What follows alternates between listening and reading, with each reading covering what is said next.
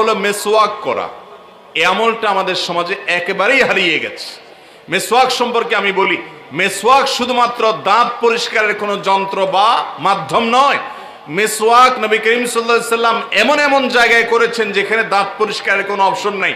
নামাজে আগে মেসওয়াক করা, ওযুর সময় মেসওয়াক করা। আমাদের আয়েশা রাদিয়াল্লাহু আনহা বলেছেন যে তাকে একজন জিজ্ঞাসা করেছে নবী সাল্লাল্লাহু আলাইহি সাল্লাম বাহির থেকে বাসায় ঢুকলে প্রথম কোন কাজ করতেন? আয়েশা রাদিয়াল্লাহু আনহা বলেছেন মেসওয়াক দিয়ে শুরু করতেন। একজন মানুষকে এই মজলিসে পাওয়া যাবে যে বাসায় ঢোকার পর সর্বপ্রথম কাজ মেসওয়াক জীবনে একবারও করেছেন? আমি করেছি আলহামদুলিল্লাহ। আছেন আপনাদের মধ্যে? বেশিরভাগ লোক এটা জানেনও না। মেসওয়াক কোরআন তেলাওয়াতের আগে মেসওয়াক করা, এরকম জুমার দিনে মেসওয়াক করা, এত 7-8 জায়গাতে নবী করিম সাল্লাল্লাহু আলাইহি সাল্লাম নিয়মিত মেসওয়াক করতেন, অগণিত বার করতেন। এটা শুধু দাঁত পরিষ্কার করার মাধ্যম না, মেসওয়াক নবী করিম সাল্লাল্লাহু আলাইহি সাল্লামের জীবনের সর্বশেষ আকুতি ছিল। সর্বশেষ আকুতি ছিল। মানুষ মৃত্যুর আগে কত শখ থাকে, আমাদের নবী করিম সাল্লাল্লাহু আলাইহি সাল্লামের জীবনের সর্বশেষ আকুতি ছিল, শখ ছিল মেসওয়াক করা। আজ ব্রাশ এবং টুথব্রাশ এগুলো এসে আমাদের মেসওয়াক ভুলিয়ে দিয়েছে। আপনি তৈলাক্ত খাবার খান, ব্রাশ ঘষেন, আপনি সমস্যা নাই, কিন্তু মনে রাখবেন মেসওয়াকের কাজ কখনো ব্রাশ করতে পারে। ব্রাশ তো শুধু দাঁত পরিষ্কার করতে পারে, কিন্তু মেসওয়াকের সুন্নাহ এটা আদায় হতে হলে আপনাকে গাছের ডাল, শেকড় জাতীয় কিছু দিয়েই করতে হবে। এবং নবী করিম সাল্লাল্লাহু আলাইহি সাল্লামের হাদিস থেকে বোঝা যায় এর ফলে মানুষের ঈমানী শক্তি বৃদ্ধি পায়। তার জীবনের সর্বশেষ আকুতি, চাওয়া, আকাঙ্ক্ষা ছিল আব্দুর রহমান রাদিয়াল্লাহু তাআলা আনহু, নবী করিম সাল্লাল্লাহু আলাইহি সাল্লামের স্ত্রী আম্মা জান আয়েশা রাদিয়াল্লাহু তাআলা আনহার ভাই। তিনি বাসায় প্রবেশ করেছেন, হাতে মেসওয়াক ছিল।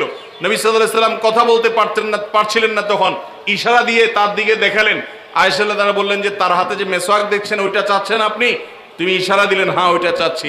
তো সে মেসওয়াক তিনি নিয়ে আসলেন, কিন্তু সে মেসওয়াক চাবানোর মতো শক্তি নবীজির তখন ছিল না।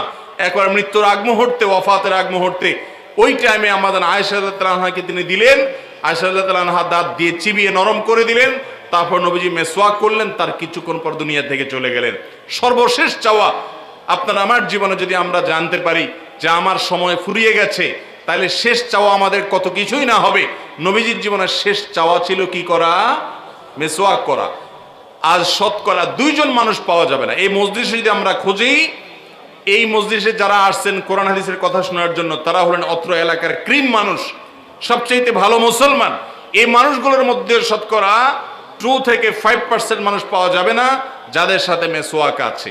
আলহামদুলিল্লাহ, আমি সবসময় মেসওয়াক রাখি, বাসার প্রত্যেকটা সদস্যকে মেসওয়াক করার জন্য উৎসাহিত করি। আপনারা করবেন তো ইনশাআল্লাহ?